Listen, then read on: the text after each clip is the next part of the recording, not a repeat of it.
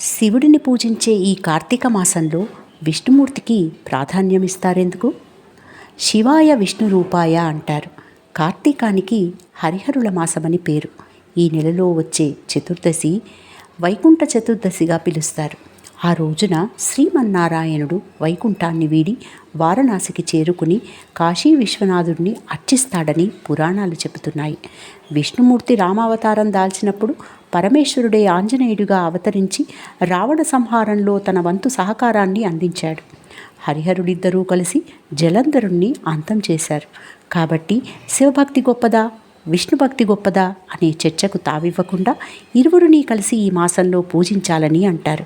ఆ అద్వైత తత్వాన్ని లోకానికి వివరించే ప్రచారంలో భాగంగానే ఈ నెలలో హరిహరసుతుడైన అయ్యప్పను కూడా విశేషంగా పూజిస్తారు. ఓం నమ శివాయ. హర హర మహాదేవ. గోవిందా గోవింద.